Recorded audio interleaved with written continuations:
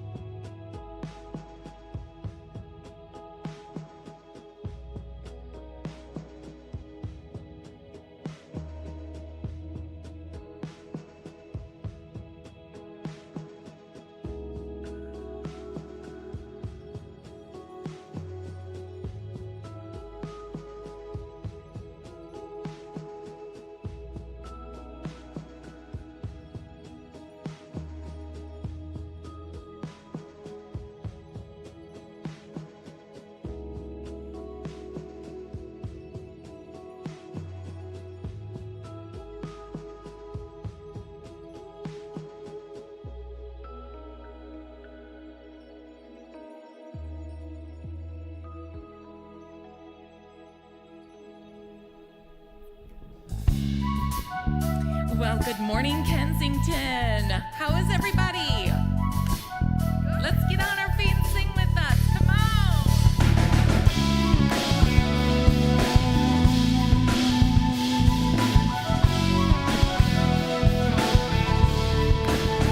This is the day that you have made. I will repent.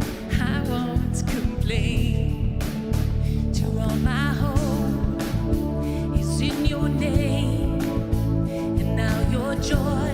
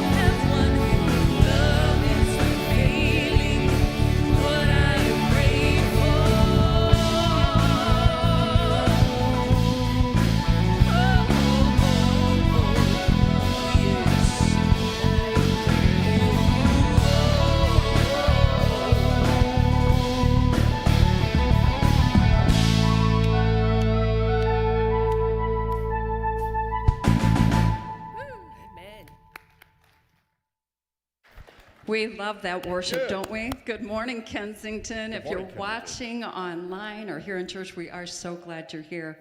We are in week number 4 of How to Take a Hit. Are you enjoying the services? Who's been here for all of them? Quite a few of you, yeah. Pretty amazing sermon today, too, as we take a look at the life of Joseph. Joel will be up to jump in on the sermon in just a few minutes. Yesterday, we delivered Thanksgiving meals to so many Thanksgiving baskets to so many people, and it was such a blessing here in Traverse City. Thanks to these guys. Thanks to these guys. Who Yeah. volunteered for that? Yeah. Quite a few of you, All right. yeah. That was amazing. And because of you, Traverse City raised $6,400 for the cause. And as a Yeah. whole, Kensington Church has raised $75,000 for Thanksgiving Wow. baskets. That's amazing. And then Yeah. we have Christmas coming up, DC. I know I wanted to demask. So, yeah. Yeah, I did too. Yeah, Christmas is coming up just around the corner, and hey, before you know it, it's going to be here. So the K-Kids have been busy. They have Advent activities for the K-Kids, and you're going to be able to pick those up on Sunday, December 6th. So watch for those, or you can also get those during the weekday. They'll be in the green collection basket just outside the door at the K-Kids. So either way, make sure you get those. Should be a great, great time. And we are kicking off the Thanksgiving week, right? Yeah. It looks a lot different this year, but we are still living thankful. Are you living thankful? Yeah. Yeah? Are you living thankful? Okay, that's pretty good, DC. I think you've got something you need to do or want to do anyway. I did. I had some thank you notes, if you don't mind. I needed to do some thank you notes. So if you want, go save a seat for me, I will do and I'll do this real quick, and then we'll get going. Sounds good. Okay, all right, perfect, all right. You guys don't mind how I do my thank you notes just for a second, do you? It's okay, because I'm going to do them anyway, because I really need to get this done, and I procrastinated a little bit. You know, Bryce, I need some thank you music that would inspire me, maybe. Yeah, well, that's going to do the trick. That's good. All right. Thank you, Gravy Boats, for looking like a genie lamp that grants my wish for higher cholesterol. Yeah. All right. Ooh, this is a tough one. Thank you, Detroit Lions, for making my stomach so upset that I won't eat as much as I normally would Thanksgiving Day. Gotta love those Detroit Lions, don't you? Huh? Okay. Bryce, this is really good. Inspiring me. Thank you, Cranberry Sauce, for helping all of us appreciate the wonder and magic of canned food. Where would we be without canned cranberries? Come on. Does anybody make them real anymore? No, I don't think so. Right. Thank you, Electric Carving Knife, for giving the children something fun to play with right before dinner. Yeah. I know Lefty really enjoys ours, so thank you, Gourds, for reminding us of how much we miss VeggieTales. Don't you miss VeggieTales? Bryce, you miss VeggieTales? Oh, man, VeggieTales. Bob and Larry, man, come on. Thank you, Sweet Potatoes, for looking like regular potatoes, but with a bad spray tan. Sorry, sweet potato lovers. Let's see, one more here, I think. Yeah, this is the one. Oh, yeah. You ready? Okay.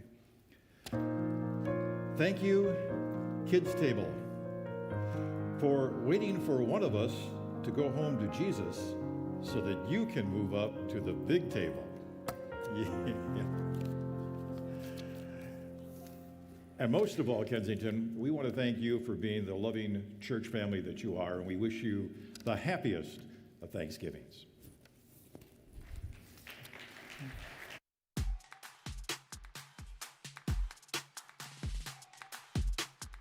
Hey everyone, thank you for joining us today. I'm Mike Nelson, and let me be one of the first to say happy holidays. We can say that now since Thanksgiving is now only 4 days away. Go Lions.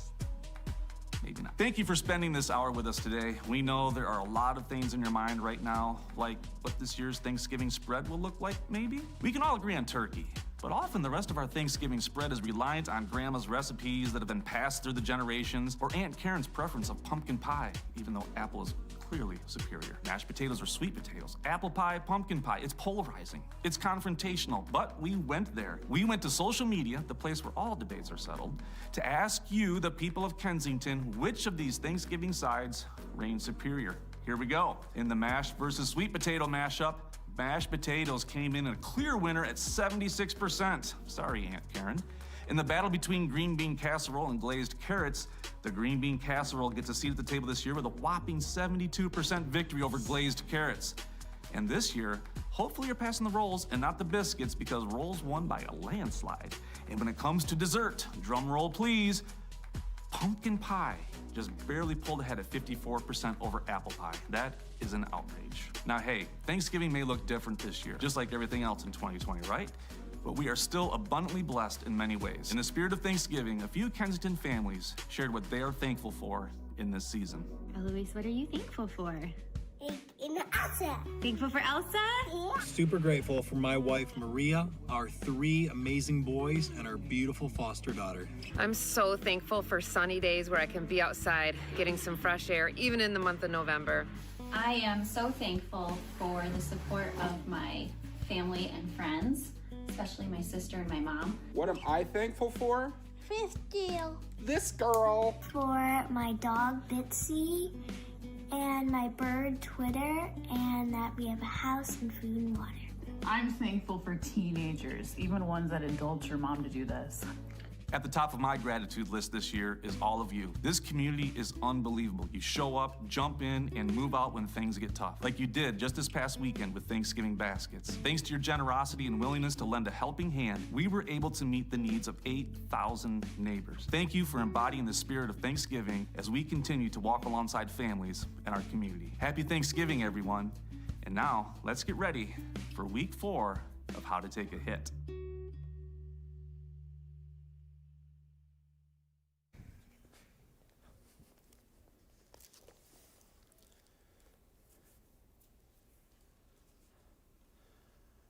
Good morning. How's everybody doing? Well, happy Thanksgiving week. It's going to be a great week. I'm super excited about this, and I just want to welcome you here. Thanks for being here this morning in such a strange season that we live in, just with everything that's happening in the world around us. Thanks for being here. I just was thinking a lot about yesterday, and we've mentioned it a couple times, our Thanksgiving baskets. And everything that was. This was our first chance to do this as a family. And I showed up yesterday morning, and there were 75 Thanksgiving baskets in the lobby. And then there ended up being over 40 drivers, 40 cars. And in many of those cars were families or friends or whatever. And so we all kind of loaded the baskets in our cars. We all had names. We delivered the baskets to different people, families in our community. And I know for me and our family, one of the things I'm grateful for was the opportunity to drive to the places where we were dropping off the baskets and say a prayer together as a family. We did this. I mean, this was part of the process was, hey, pray for the families before you get there. And so we did, and we were able to, just as a teaching moment as a father, like so many times I need to be more intentional about teaching moments. Not just celebrating the week of Thanksgiving and all the stuff that goes with that, but truly like, hey, we're thankful and we can give back out of our thankfulness. And so that's one of the things I'm grateful for, is just to be part of a church that cares more than just meeting in a building on a Sunday morning, but we care about moving outside of the building.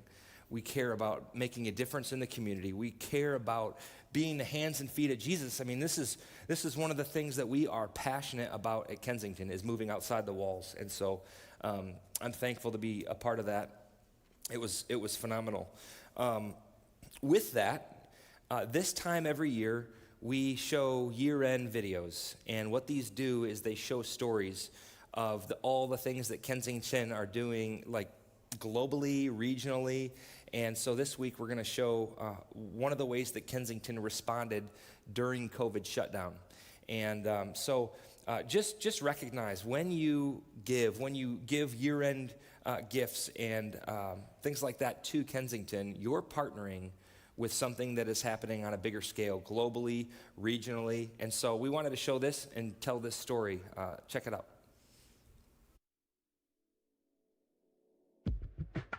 My COVID Response is a network, really, that brings together other organizations to help meet needs of people. Started during the COVID lockdown, just to help make sure that people were taken care of, particularly in Oakland County. My husband and I are case managers with My COVID Response. So we are connected with people who are in need, who signed up to say that they're in need. For the most part, it's food, but at the beginning, it was things like, emotional support, just checking on them, seeing how they're doing. Sometimes it was addiction support. Sometimes it was other things than food. My name is Dustin McClellan. I serve as founder and CEO of the Pontiac Community Foundation, a work that has been dedicated to building a brighter future for Pontiac. And when the pandemic hit our doorstep, we pulled together a group of community members, community leaders, organizations, and partners to form the website and work we now know as My COVID Response. In the midst of the pandemic, we've seen some of the greatest need we've ever seen. People that were already considered marginalized or in need have had their needs go to the ultimate extreme. And so we've seen tremendous need and tremendous loss, but at the same time, we've seen tremendous collaboration and people coming together and serving and giving and helping. And we're seeing people meet the need like never before. Carmen is she's kind of we call her the mama of the Hispanic, the Latino families in Pontiac. She is the liaison between the school district and all of the Spanish-speaking families in Pontiac. Now she is a case manager with My COVID Response as well, and she has a bulk of these Spanish-speaking families. I've been with them from the beginning. I mean, immediately when they opened it in March, I've been part of it. And I always feel that God brought me to Pontiac because I've been working in Pontiac for that many, many, many years. Carmen's been through a lot over the last few years since I've known her. There's been some heartache and some struggle. My husband was employed as a contract for Chrysler. He told me when the shutdown came, he told me, well, I'm sure it's going to be 2 months. It was only 2 weeks. And after 2 weeks, he lost his job. It's difficult for me to talk about how difficult it is when you have the main provider in your home, losing their job, when you still have to support all of these families that you want to do. And then you start feeling mad at God because why is all of this happening if I'm trying to do the work for you? My oldest son was in China. He was working in China when all of this happened. But then we couldn't bring him home. Then I have another kid who is graduated from Oakland University in April, and he couldn't find a job.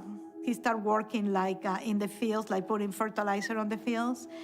So it was very hard for him. My husband, one day he went to the doctor, and in the hospital they told him that he needed to have some kind of surgery because they feel that he was going to have a heart attack. And they say he might need to have a heart surgery. So to me, that was like the worst I could do. I have to say that I was very, very mad at God at that moment. Very, very mad. I feel like I was being punished. I say, how I'm going to start school, working. I cannot take any leave of absence of my work because I need my salary. How I'm going to take care of my husband. But I have wonderful friends, so my friends were coming. No, you don't worry. So everything was settled for the surgery already. And then we received a call from the doctor. And the doctor says, we don't think that your husband needs the surgery. Your husband is going to be okay with medication. So I say that has to be God's hand. That's why God was telling me, you don't have to worry about things. Since then, I just feeling a lot of hope. Like my husband has been doing DoorDash, and then I've been helping, like on the weekends, I shop for somebody else's food. So we have ways to survive. But this family doesn't have ways to survive, and we are giving them that. Honestly, if it were me, I don't know what I would do. There's grace on her life. God has given her grace in these moments that have been really, really, really hard, and he keeps her going. But it does feel like a punch. It feels like she's just like this punching bag, and she just keeps, you know, like, and she takes it, and she's like, all right, let's go. She's tired sometimes, but she keeps going, and honestly, she's met Jesus. And I believe that her love for the Lord and her gratitude to him is sort of that catalyst, because she says so many times, I know God has me here for a reason.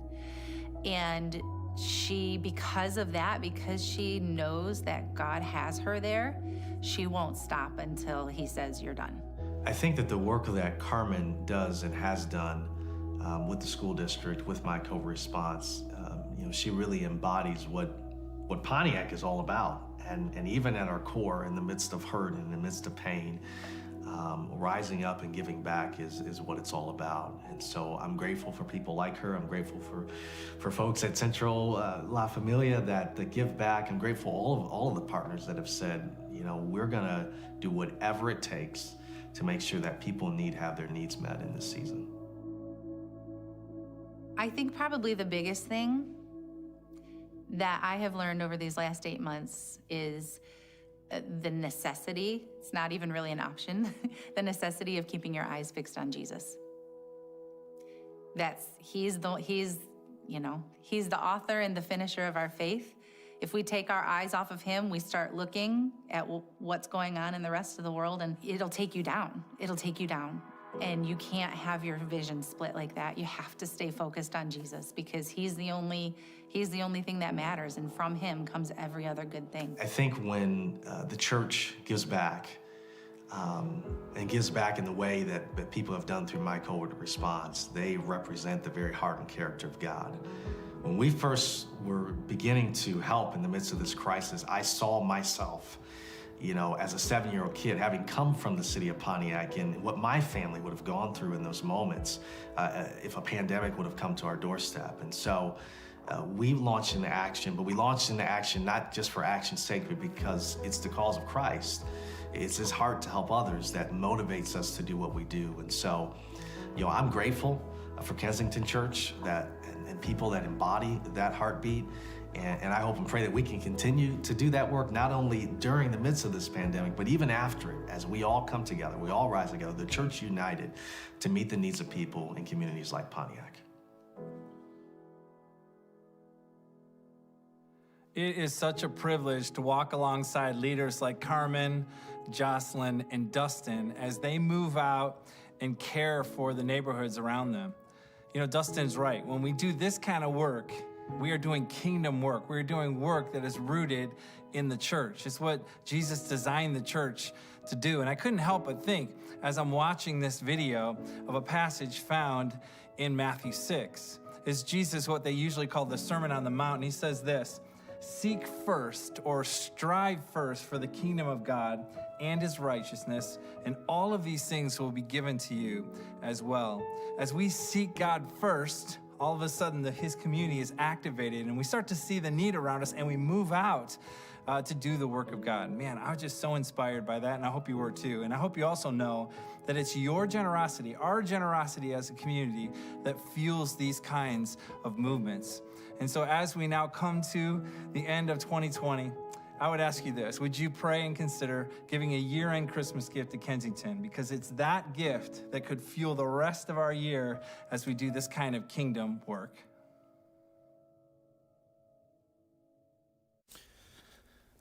I love that. I love, in the midst of a hard season that Carmen went through, she was still caring to be a servant, to help others in her community. Listen, Danny, I love Danny's heart, and he used a word that I find interesting and relevant, and the word is activated.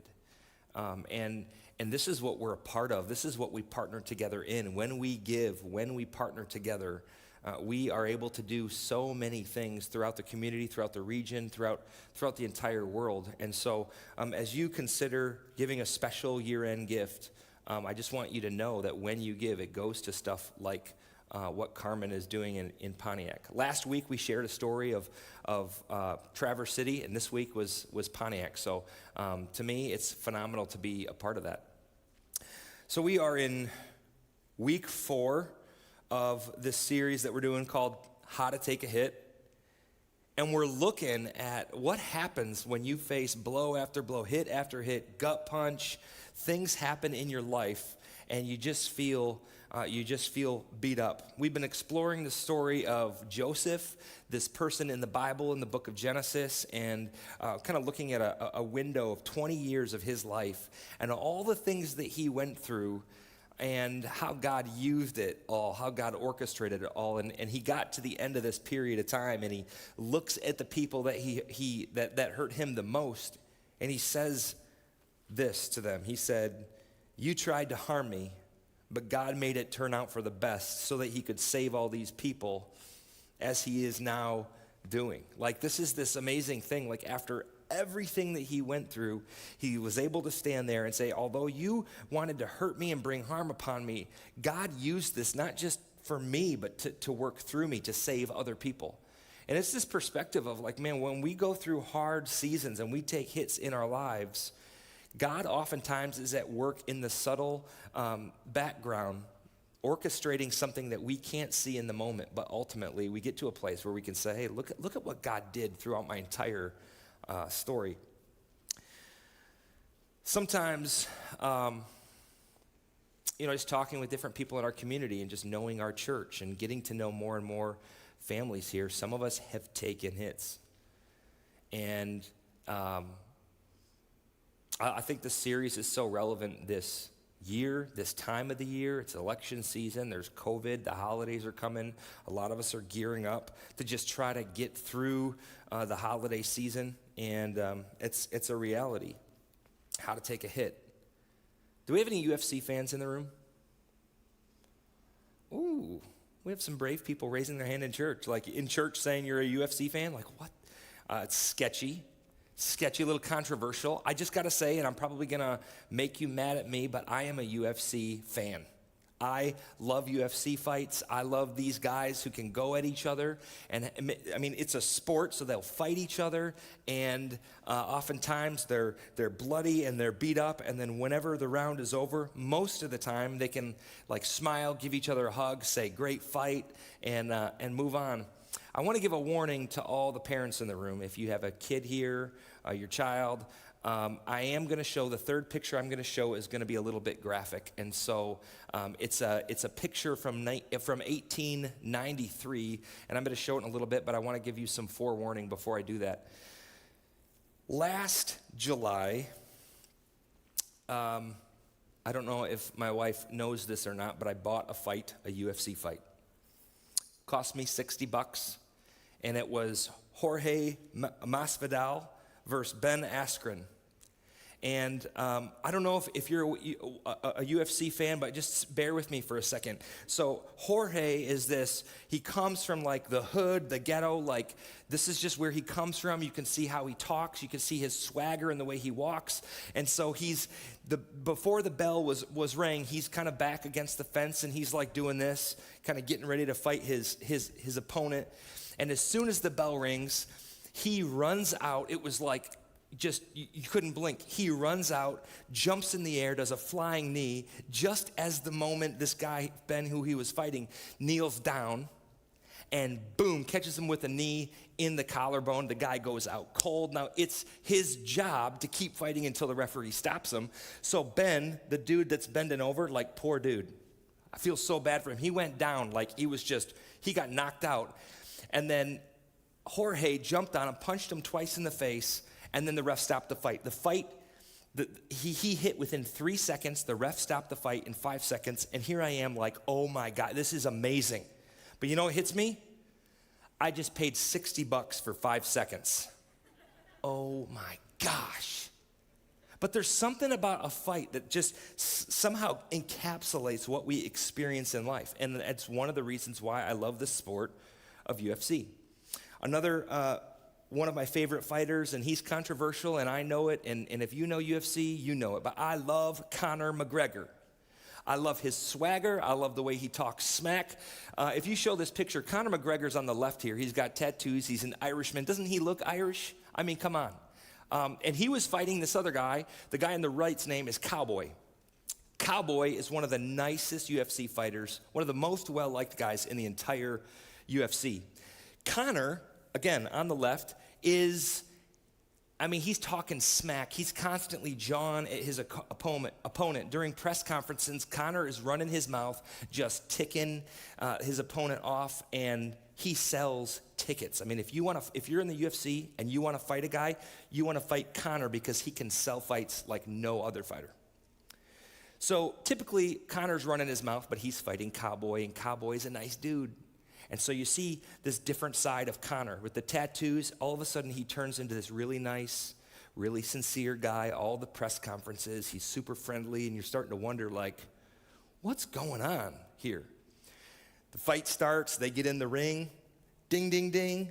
All of a sudden, Conor, instead of being this nice, friendly guy, he charges Cowboy. He was trying to do a flying knee. All of a sudden, somehow, Cowboy is standing upright, but Conor has his shoulder by Cowboy's face. So he hits him 3 times with his shoulder. It's never been done before. It's never been seen before. He was so injured that they had to stop the fight 40 seconds later, and Conor McGregor won. 5-second fight.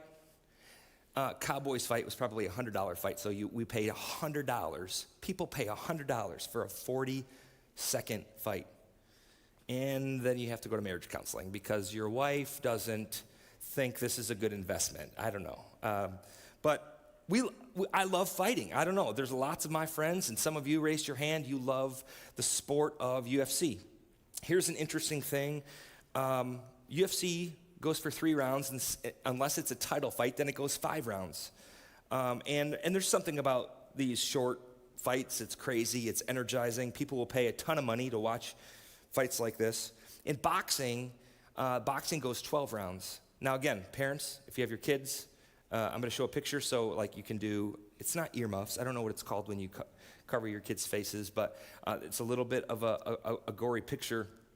This fight was from 1893, Andy Bowen, Jack Burke. Here's the picture. Here's the crazy thing about this fight is the first 2 fights I talked about, 5 seconds, 40 seconds. This fight actually went 110 rounds. It's the longest fight in fighting history. You can not show the picture anymore. I can see everyone's faces. They're like, longest fight in fighting history, 110 rounds. It went 7 hours, 19 seconds. And after the 110th round, they had to stop the fight and call it a draw because both guys were too dazed to continue. And this is why I show this. A lot of us feel bloodied and beaten.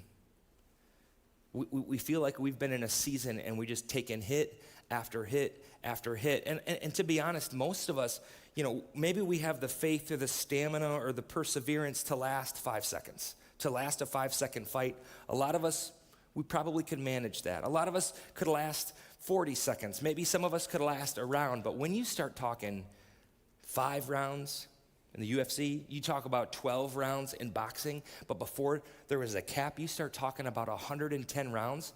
What happens when you find yourself in a season and you're just taking hit after hit after hit after hit? You're tired, you're exhausted, you're beat up, you're bruised, and your soul feels bloody. This is what we're going to be talking about today as we dive into the story of Joseph. He found himself in this kind of season. Listen, week 1 in How to Take a Hit, we talked about what happens when the fist that's punching you in the face is your own. We talked about how we often cause hits in our own lives. And what do we do about that? The second week, we talked about what happens when we find ourselves experiencing multiple situations in our life, like crisis, and they all happen at once. It's like when it rains, it pours, and it's like, man, I don't know. Joseph found himself stripped in a pit without water. It was an identity crisis, a relationship crisis, a health crisis, and here Joseph is, and we have to navigate this. Last week, we talked about what happens when you take hits that you didn't cause. They're literally sucker punches in your life. Something happens that comes at you from out of left field, and we talked about how to navigate situations when life goes this way. But what do we do when the hits last longer than we thought they would? Again, this is part of Joseph's story that we're looking at today. If you weren't with us the past few weeks, Joseph was the youngest son. He was daddy's favorite. He was a tattletale. He has these dreams. He goes and brags about his dreams to his brothers and tells all his 12 brothers that he's going to be like the man someday, like his brothers are going to bow down to him. His brothers don't take it too kindly, so they plot to kill him. Instead of killing him, they actually sell him into slavery. So here, Joseph, at 17 years old, is sold into slavery. He's working for this guy, Potiphar, who is an official in the Egyptian empire, the most powerful empire at the time, in the world at the time. There's something about his character and his responsibility. He keeps being given responsibility, and so Joseph becomes the main overseer of Potiphar's entire estate. Something happens that Potiphar's wife kind of thinks he's hot or something, tries to come on to him, and Joseph won't have anything of it, and kind of maintains purity and integrity. She blames him falsely accuses him, and he's thrown into prison. So this is where we pick up on the story today, and what the picture that we're going to get of this story today is going to be like Joseph was in prison, and then somehow by the end of the story today, he is second in command of all of Egypt, and we're going to look at how this happened. And ultimately, I mean, Joseph had to sustain 11 years of hits, 11 years, and then in prison another 2. So it's a total of 13 years just going through hardship, constantly not being in the place where he wants to be in life. And so this is where we pick up in the story. I'm going to start Genesis 40, verses 1 through 5. Sometime later, the butler and the baker of the king of Egypt offended their master. So they offended Pharaoh, the king of Egypt. Pharaoh was angry with his 2 officials, the chief butler and the chief baker, and put them in custody in the house of the captain of the guard, the same prison where Joseph was confined. The captain of the guard assigned them to Joseph, and he attended to them. So here Joseph gained some responsibility from the warden, and Pharaoh's servants, the butler and the baker, are sent to prison. And guess who's in charge of them in prison? Joseph. After they had been in custody for some time, this is crazy, each of the 2 men, the butler and the baker of the king of Egypt, they were being held in prison. They had a dream the same night. So they were in prison for a while. The same night, both of these guys have dreams, and each dream had a meaning of its own. The story goes on, when Joseph came to them the next morning, he saw that they were dejected. So he asked Pharaoh's officials who were in custody with them in his master's house, "Why do you look so sad?" Like he's showing them empathy. He notices like something's going on. They're distressed, they're discouraged, they're downcast. So then Joseph asks them, what's going on? And they answer, "We both had dreams, but there's no one here to interpret our dreams." Now, if you remember back, what got Joseph in trouble in the first place is he was having dreams and he was interpreting his dreams. So there's this thing with dreams that's going to kind of play into this entire story. They both had dreams. There's no one to interpret. So Joseph said to them, do not interpretations belong to God? Tell me your dreams. So he goes on, and this is what the butler dreamed. The butler dreamed that he saw a grapevine that had 3 branches. These branches developed blossoms and then clusters of grapes. And as he was seeing these 3 clusters of grapes grow from one vine, the butler noticed that he had a cup in his hand. It was Pharaoh's cup. So he took the 3 clusters of grapes, he held them over the cup, he squeezed them, he took the cup, and he handed them to Pharaoh. So the butler tells Joseph the dream, and Joseph says, well, yeah, this is what your dream means. In 3 days, you're going to be restored to the position that you once had. You're going to work for Pharaoh again, and all's going to be well with you. But Joseph goes on and he says, hey, when you're with Pharaoh, remember me. Please remember me. I'm in prison. Remember me when you're next to Pharaoh. I was forcibly traded and taken away from my home country, from the land of the Hebrews. I didn't do anything wrong. I'm in prison. I didn't do anything wrong. Please tell Pharaoh about me. The baker is standing by, and the baker says, well, he gave the butler a favorable interpretation. I'll tell him mine. So this is what the butler dreamed, or the baker, excuse me, this is what the baker dreamed. On the baker's head, there were 3 baskets of bread. The top basket had a bunch of baked goods for Pharaoh, but there were the birds of the air, and they were coming and eating the bread out of this top basket. So he tells this to Joseph, and Joseph says, in 3 days, Pharaoh is going to lift your head and impale your body on a pole, and the birds are going to eat your carcass. The heck? Dude, couldn't you just interpret the dream like you did the butler? Like you come on, this isn't fair. 3 days go by. Exactly what Joseph said came to play. The butler was restored to his position with Pharaoh. The baker was decapitated, and his body was put on a pole, and the birds of the air came and ate him. Nasty story, huh? But the story goes on, and it says the butler, however, didn't remember Joseph. He forgot him. I don't know about you, like I read that, I was like, man, there are seasons in my life that I feel like I do something well or faithful, or I do something right, and I feel like I just forgotten, like God forgets me. But this is where Joseph is. It's like he's been in this situation for 11 years. Finally, he gets one shot. He gets to be in close proximity with Pharaoh through Pharaoh's butler. Remember me, and he forgets.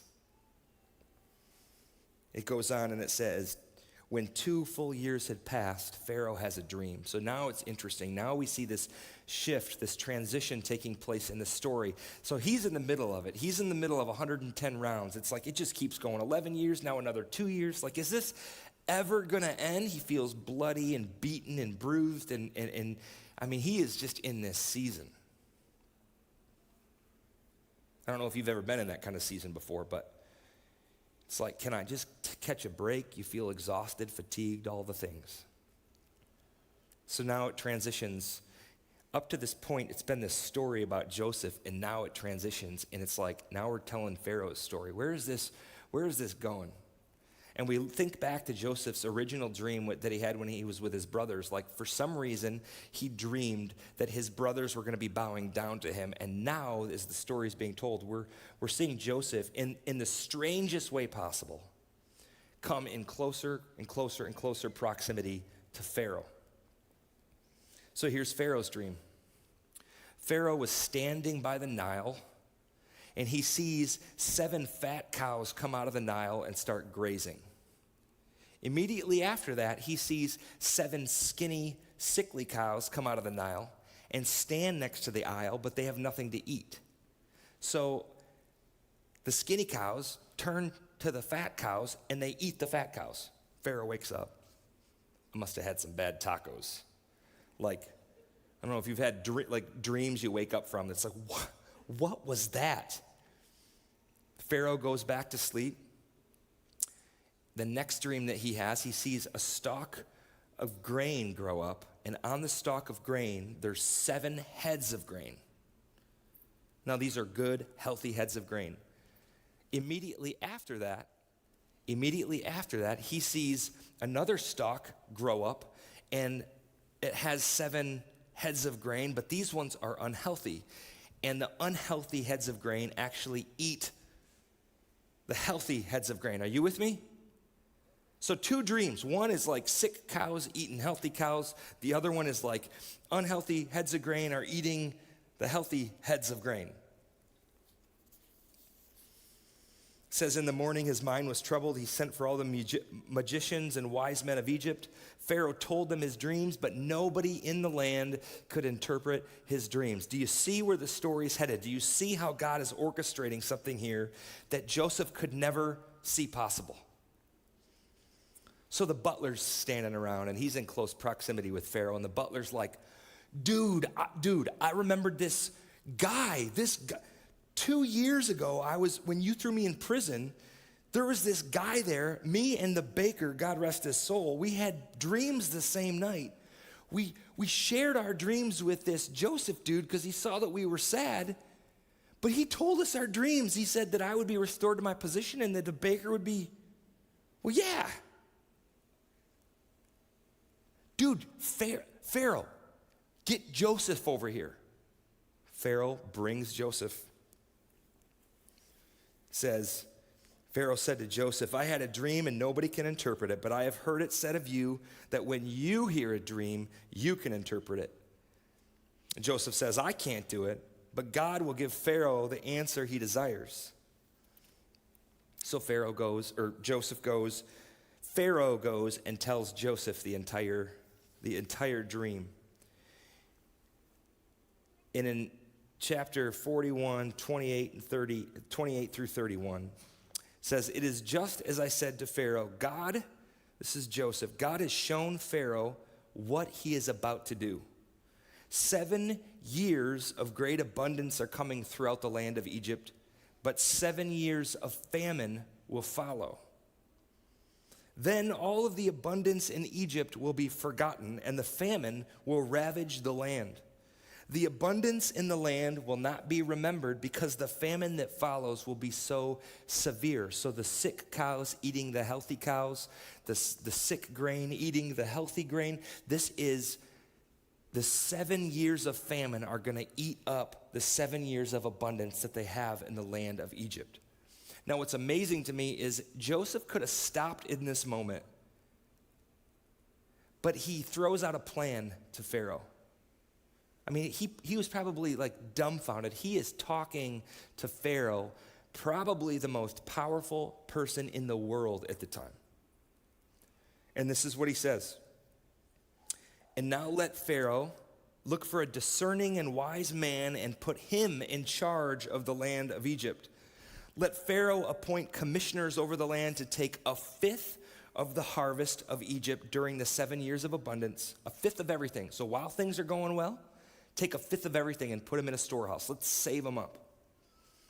They should collect all the food of these good years that are coming and store up the grain under the authority of Pharaoh to be kept in the cities for food. This food should be held in reserve for the country to be used during the 7 years of famine that will come upon Egypt. So the country will not be ruined by the famine. So he throws out a plan. Man, you need some dudes that can execute this. Take 1/5 of everything that you have when things are good, store it up. When things are bad, people can come and we'll sell it to them and we'll keep our land alive. Pharaoh looks around, looks at Joseph, and says, since God made all this known to you, there's no one as wise or discerning as you. You shall be in charge of my palace, and all my people are to submit to your orders. Only with respect to the throne will I be greater than you. Pharaoh, at this point, he was a prisoner. At this point, he's appointing Joseph to be second in command of all of Egypt. So Pharaoh said to Joseph, I put you in charge of the whole land. He took a signet ring from his finger and put it on Joseph's finger. He dressed him in robes of fine linen. Remember the robes thing? When he was younger, he was 17. Now he's 30. When he was 17, he was given a robe. Now he's 30. He's given a new robe by Pharaoh. Put a gold chain around his neck. He had him ride in chariots. At his second in command, the people shouted before him, make way. Thus he put him in charge of the whole land of Egypt. Here's a 17-year-old punk kid who thought he was awesome. And now he's 30. He's been serving. He's been going through 110 rounds. He's been doing this for 13 years. Now he's 30, and he's being appointed to be second in command of all Egypt. Fascinating. So they have 7 years of abundance. Things go well. Joseph implements this plan on behalf of all of Egypt. They store up all this abundance. Finally, the 7 years of famine come. When the famine had spread over the whole country, Joseph opened all the storehouses and sold grain to all the Egyptians, for the famine was severe throughout Egypt. And the world came to Egypt. The world came to Egypt to buy grain from Joseph because the famine was severe everywhere. This wasn't just Egypt. This was the entire world was experiencing a famine. Next week, we're going to get into the part of this story because it says the famine was in the entire world. We're going to get into the part of the story where the dream that Joseph had when he was 17 years old actually comes true. His brothers approach from a far off land, from his hometown, and approach and bow before him because they are in need. They are in a desperate state because of the famine. His dream happens, and next week we're going to get into this question: can Joseph forgive his brothers? But for now, Joseph just came through 110 rounds. Some of us have been going through 110 rounds. We feel like it's just lasting forever. We're taking hit after hit. This has just been such a long season. It's even been a long year. Some of us feel beaten and bloodied because of our marriages, or because of our workplace, or because of our finance, or maybe it's our emotional health. We've just been going through something, and it feels like it's been lasting so long. And there's 5 things that I want to try to extract from this story. Things that we tell ourselves when we're in this season. Things that we remind ourselves, like how do I function? How do I operate when I'm in a long fight? And so all of this comes from the story of Joseph and how he navigated his way in this season. And this is the first thing. We strive to value every single person God places in our lives. Joseph is in prison, and he has sent a butler and a baker, and that's the people that he pays attention to. He could have been trying to work his way up the ladder. He could have been trying to appease everybody in power, people who have authority or position, but instead, God brings him a butler and a baker, and that's who he pays attention to. All I'm saying is, what if we as the church started paying attention to every single person that God places in our path? I don't know about you, but I can look to people who have prestige and power and position and rank and authority and money, all that stuff. It's human nature. We can look to those people and do so while neglecting the other people that God places in our path. My question to you is, like, who are the butlers and the bakers in your life? Who are the people of low position, but God is placing them in your life, maybe strategically? You have somebody come to your mind? You have somebody come to your mind, like you're actually thinking of somebody that you've overlooked recently, or maybe you haven't listened to them, or maybe you haven't checked in or paid attention to them or valued them or cared about them. Who's that person? Who's that person? The second thing we do is we serve with our gifts instead of bragging about our gifts. When Joseph was 17, he had a dream, he interpreted his dream, and then he bragged about it.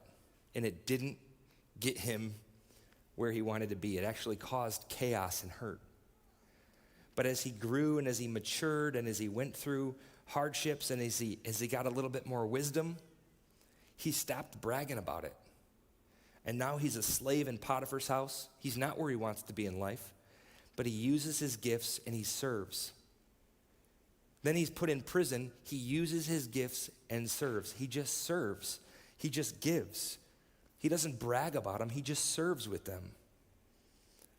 I've been a lead pastor for 10 years now, and I can't tell you how many people that I've encountered or come across that come to me and just have bragged, like, hey, I have the gift of whatever. I have the gift of whatever. And I sit back and I just question to myself, like, why don't you serve with the gifts that you have? Why don't you serve? Instead, it's almost like they want to be acknowledged and admired because they have certain gifts, but they never actually get down on their hands and knees and wash feet like Jesus taught us to. If we have gifts and skills and abilities, I think God's calling us to use them to serve, not brag about them. We serve with our gifts instead of bragging about them. The third thing is we use our gifts. We use the gifts God gives us to humbly serve others in every season. And the key here is every season. Joseph served as a slave, he served as a prisoner, and because he served in lowly circumstances when things weren't going well, he was elevated to this place of authority and power where he could help other people. Again, it's really easy to serve when things are going well. But what about when things aren't going well? I have people come up to me and they're like, yeah, I'm going through a really hard season, so I'm not going to serve anymore. And I just, like, that's the wrong direction. You don't just serve when things are going well. You serve in every circumstance. The video that we saw earlier, she was serving, and then when life hit and things happened and she went through 110 rounds, what was her mentality? Serve. Serve. Serve when things are going well. Serve when things aren't going well. We believe, and this is a Kensington-wide thing, this is super important to us, and I'm not trying to twist your leg, twist your arm, or anything like that, but we believe in generosity. We believe that when we are generous with the things that God gives us, He can do amazing things. So we're going to take up the offering right now. If you want to give, you can give online or you can give in the back. And I say this right now, again, not to twist your arm, but to say we believe in generosity. We believe that God does amazing things when we're generous with the things that He has first provided to us. But we give, we serve when things are going well, but when things aren't going well. The fourth thing is we fight the good fight one round at a time. 110 rounds is like, that's a lot to chew on. That's a lot to try to navigate. But what if we broke it down into smaller segments, like one round? Like, what if we took life one round at a time? And what's a round? Maybe a round for you is a year. Maybe you're thinking, all right, just get through the next year. If I could just get through the next year, then it's more manageable. Maybe one round is a month. If I can just get through the holiday season, if I just make the push and get through this, Lord, help me, give me the strength, the stamina I need to get through this next holiday season. Maybe it's a week. Maybe it's a day at a time. You wake up in the morning, you do your devotionals, you say, Lord, help me get through this day. There's so much swirling on in my head. There's so much going on in my heart or in the world around me. Just help me get through this moment. Or maybe it's from meal to meal. I was raised in the church, and I was taught by generations of Christians that came before me in our family to pray before you eat, to pray before a meal. I actually texted my grandma last night, and I said, what's that thing that Grandpa always says at the end of every prayer? And this is what he says, bless this food to our usefulness and us for thy service. In Jesus' name, amen. At the end of every prayer since I was a baby, Grandpa would say the same thing. He would pray, but then at the end of a prayer, he'd say the same thing. Bless this food so that we can be useful and thus serve you. And so I started thinking about this, and I was having conversations about this. Joseph was in prison. He waited 11 years, and then he had to wait another 2. That's a long time when you've already waited 11. That's 2 years is 730 days. 730 days, if you're eating 3 meals a day and you're praying before each meal, that's 2,190 meals. What if we just broke it down into smaller segments and said, Lord, bless this food to my body. Give me strength, give me stamina so that I can get through whatever is happening. The last thing is something I've been told since I was a little kid, and it's stuck with me. We are faithful with the little things so that God can trust us with the bigger things. we are faithful in the little things. Maybe one way to say this is integrity, like who you are when no one's looking. When we're faithful with the little things, God can look at us and say, man, I'm going to entrust more and more. For Joseph, he was faithful in Potiphar's house. He was faithful to God. He didn't sleep with Potiphar's wife. He was faithful when he was leading and serving in the prison. And God saw this. Pharaoh saw this, appointed him to second in command because Joseph was faithful in the little things. Hooked him up with a wife, played matchmaker. They had kids. And then all of Egypt was placed under Joseph's responsibility. Man, I'm just saying, if God can trust us with the little things, he can trust us with the big things.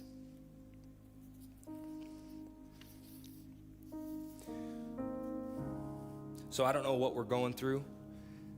We're each navigating life in a different way right now, but there's two scriptures that I want to share just as a closing today. The Bible's full of scriptures of perseverance. There's a lot of people that have been tired in this book. Lots of stories of people who they're tired and they're worn out and they don't think they can go on anymore and they don't know what they're going to do. This is what James wrote. Consider it pure joy, my brothers and sisters, whenever you face trials of many kinds, because consider it joy when you face trials, because you know that the testing of your faith produces perseverance. I don't know about you, but I need more perseverance. Let perseverance finish its work. Be faithful in the perseverance so that you may be mature and complete, not lacking anything. You need to go through trials and you need to persevere in order to experience maturity.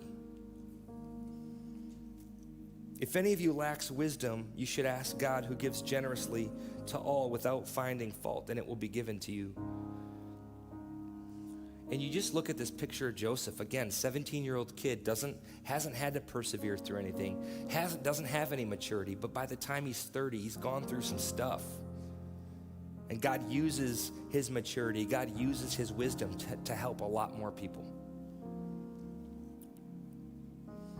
And this last one, again, it's just been a staple in my life. I want to share it with you, and some of you might know it. It's Isaiah 40:31. And this is about where we draw our strength from. But those who trust in the Lord will find new strength. New strength. They will be strong like eagles, soaring upward on wings. They will walk and run without getting tired. I don't know about you, that's refreshing to hear. New strength. We need new strength. We need to be able to run and to walk without getting tired. To me, this is where the source of where I get this from is Jesus. It's God incarnate. This is who Jesus is. He gives us this. If you know what I'm talking about and you've been a follower of Christ and you've drawn strength from Christ in this way, you know what I'm talking about. But not everybody here has been a follower of Christ. Not everybody draws their strength from Jesus. And if that's you today, I just want to give you an invitation. Maybe at the end of the service, allow us to pray over you. Maybe that's a decision that you want to make. You want to give your life to Christ. Do you want to draw your strength from him? I don't know. But I'd like to pray, and then I'd like to sing a couple songs about who God is and how God works in our lives. So if you would, let's pray together.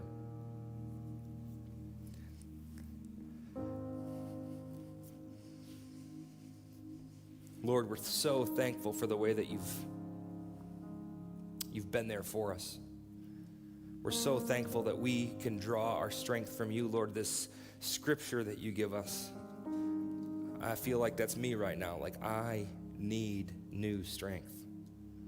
I want to walk. I want to run and not get tired. And I know I'm not the only one here that feels that way.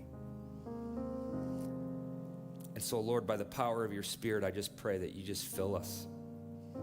Help us. Give us a strength that comes from you that helps us persevere, gives us stamina in this season that we're in. 110 rounds, Lord. It feels like forever sometimes. We're sick, we're bloodied, we're beaten, we're bruised, we're all those things. But Lord, help us to continually look to you for our strength. Lord, I pray for the person here that's just worn out and they need your encouragement. Lord, minister to them, be with them, strengthen them. In Jesus' name we pray. Amen.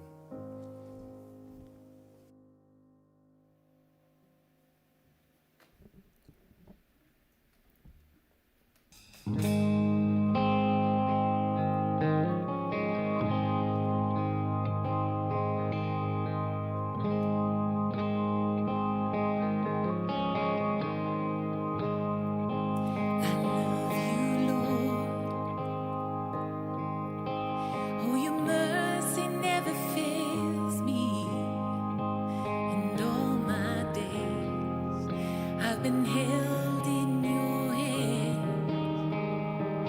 From the moment that I wake up until I lay my head, I will sing of the goodness of God. All my life you have been faithful,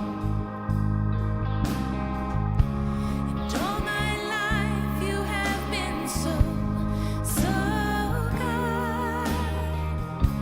With every breath that I am able, oh, I'm gonna sing of the goodness of God. I love your voice. You have led me through the fire, and in darkest night, you were close like no other. Known you as a father, I've known you as a friend, and I have lived in the goodness of God. And all my life you have been faithful,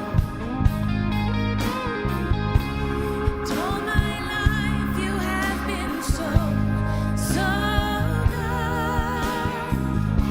With every breath that I am able, oh, I'm gonna sing of the goodness of God. Yeah.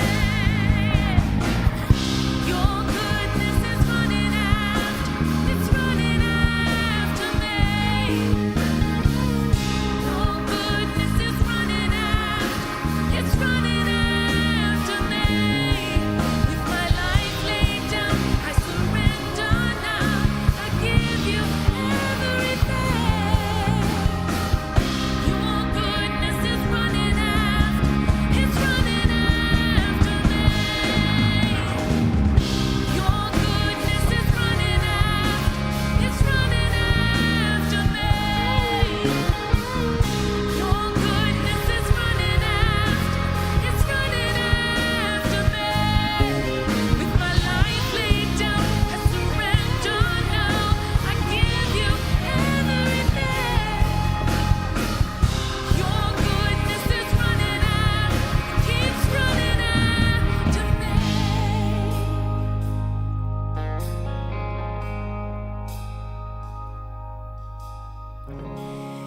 All my life you have been faithful,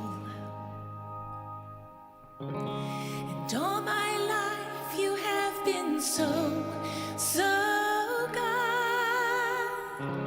With every breath that I am able, oh, I'm gonna sing of the goodness of God. Yeah.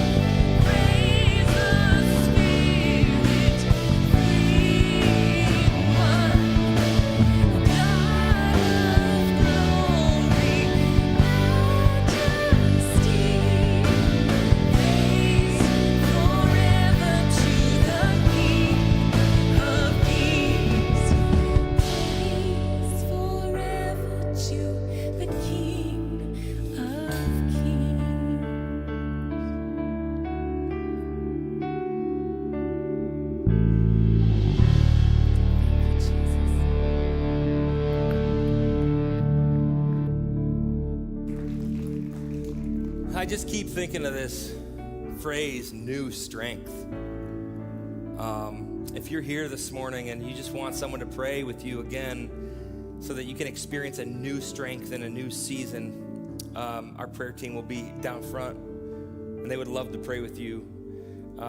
May you feel a new strength this week as you go, as you experience a beautiful Thanksgiving season.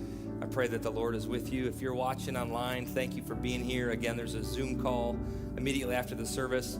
Thank you guys so much for being here. I just want to welcome you back next week for week 5 of How to Take a Hit.